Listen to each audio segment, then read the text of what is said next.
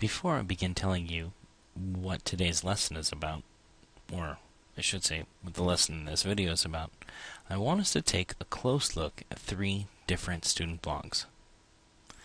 This one right here, if I scroll down you can kind of get a sense of what that one looks like. This one right here, and if I scroll down you can continue to get a sense of what this one looks like. And this one right here. And as I scroll down, you can get a sense of what that one looks like. What are the differences between those three blogs?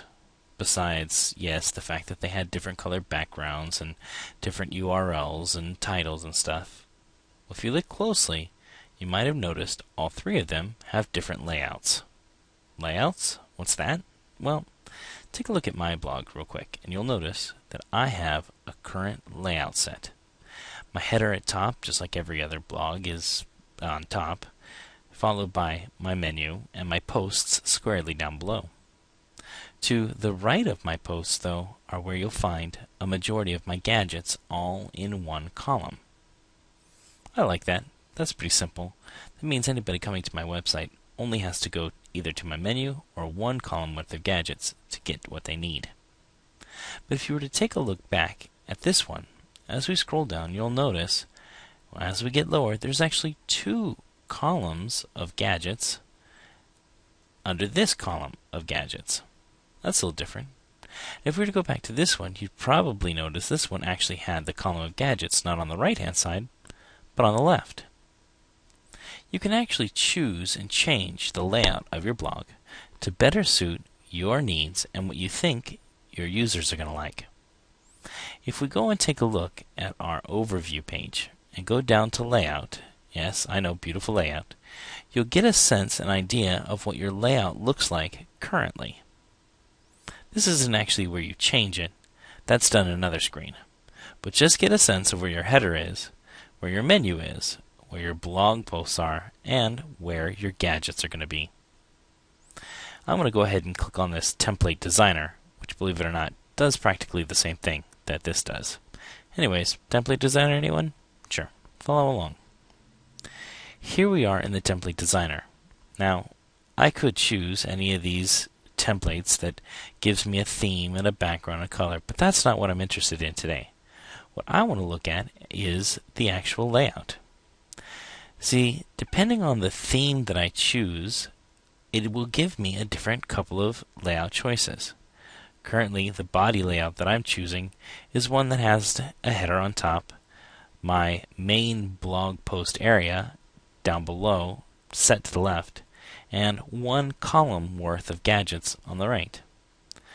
That first blog that we looked at for Dominic happened to have an area where there were actually three separate spaces for different gadgets.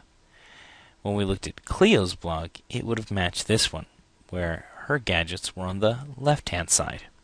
So it's up to you to choose what type of layout you want. Just know that the more columns of gadgets that you choose, the less space you'll have available to you for your posting area.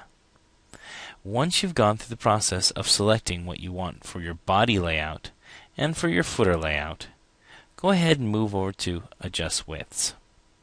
What's interesting about this is, depending on what you had chosen back on the layout page, you'll have a couple of different options. My current entire blog is 1,000 pixels wide. A pixel is actually one individual dot that you see on my screen.